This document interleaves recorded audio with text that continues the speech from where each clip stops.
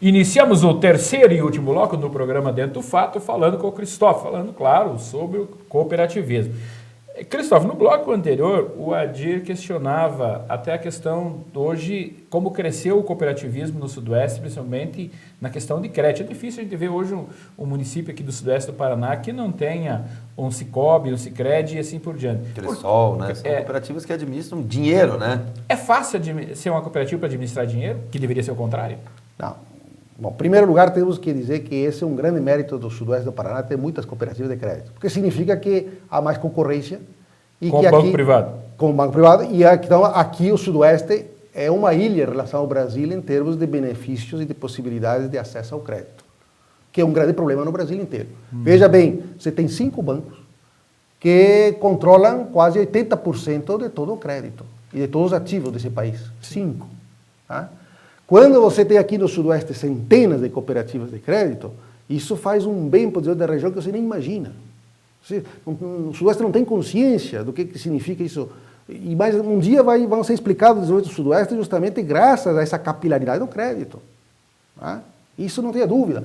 O sistema de crédito no Brasil, você veja bem, as autoridades volta e meia estão reclamando.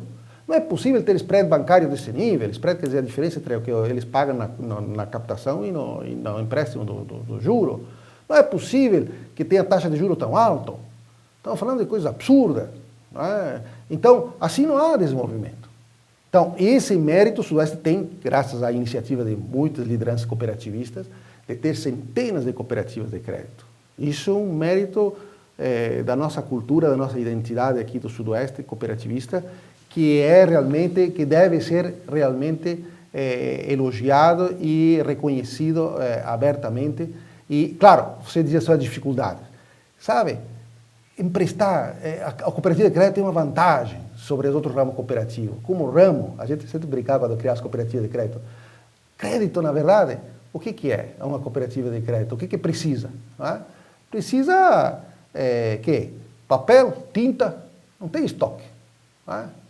Não tem aquele problema que os outros ramos têm do estoque, entendeu? Não precisa de armazém. É só você ter um papo bom, cuidar da inadimplência, porque você tem que evitar o calote. Esse é o maior desafio da cooperativa. Se você souber evitar o calote, você progride muito rápido, porque é um setor pouco competitivo. Então você tem ganhos extraordinários muito facilmente.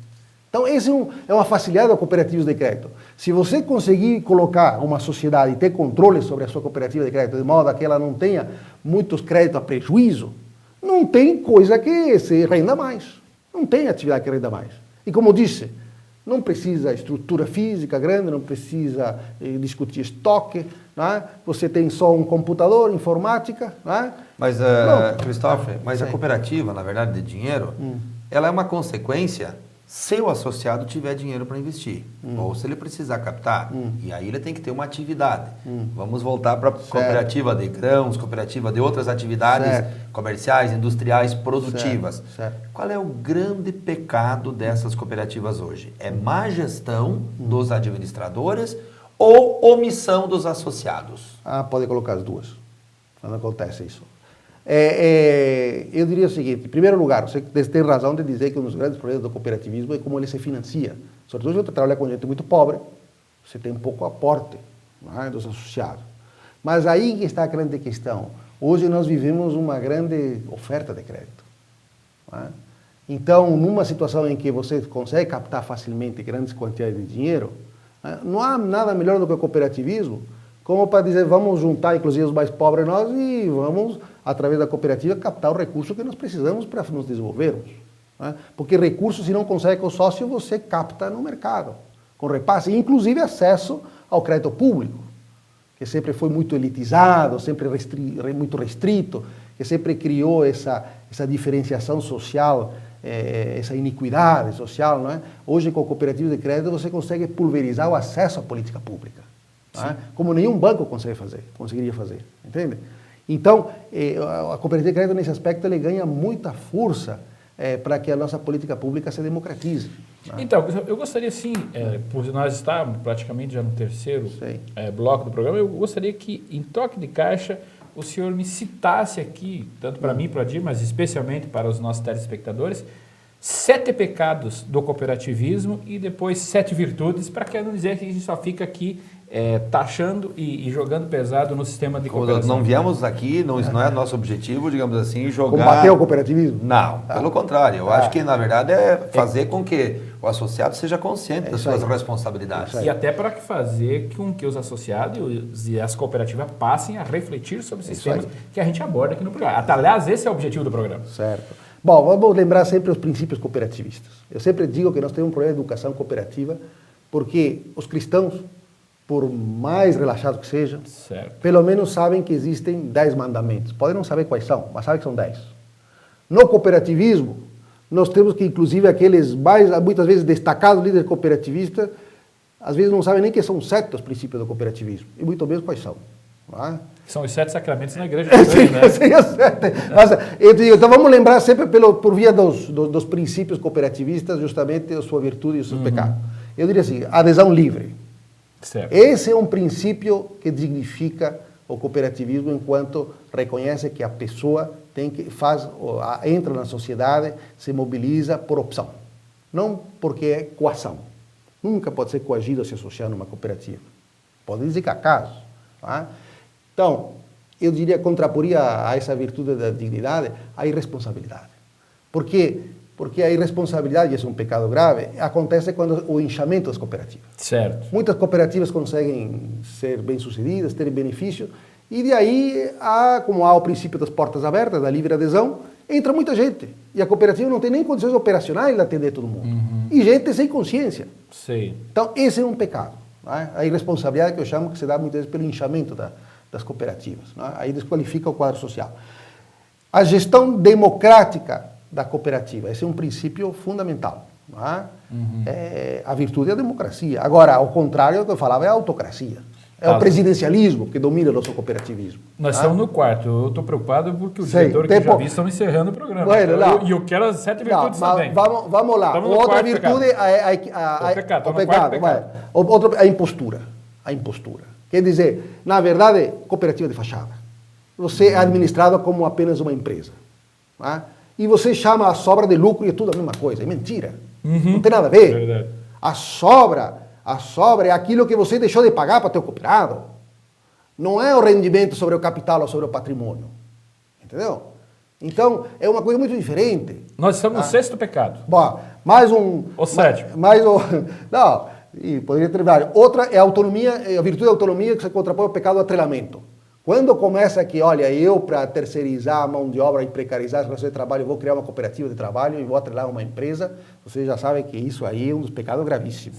Tá? O atrelamento que se dá de uma cooperativa a uma empresa ou a um governo até. As virtudes, Cristóvão. 7 virtudes, vamos lá. Não, a autonomia. A autonomia. A crítica que se dá pela educação. O desenvolvimento da crítica. A grande questão que é a integração entre as cooperativas, entre os ramos cooperativos. Esse é um princípio e uma virtude fundamental. A solidariedade, porque o 7º princípio visa justamente o apoio à comunidade. Então, uma cooperativa, na verdade, com as sobras do exercício, deve sempre pensar como ajudar a comunidade que está no seu entorno. A 5ª virtude? Outra, bom, da solidariedade, eu falei ali. Bom, eu falava da outra, democracia. Democracia. A equidade e a dignidade. Porque a equidade significa, geralmente, aplicar as normas com critério de justiça. Para todos. Quer dizer, a norma por si, não no sentido formal, mas de maneira a não prejudicar uma minoria, em função do benefício de uma maioria. Tem sentido de justiça quando se aplica a norma. Então, quando você vai distribuir o recurso, saber ter critérios, manejar os critérios de maneira que você seja equitativo, reconheça aquela realidade particular que na norma ou na legislação não tem. Tá?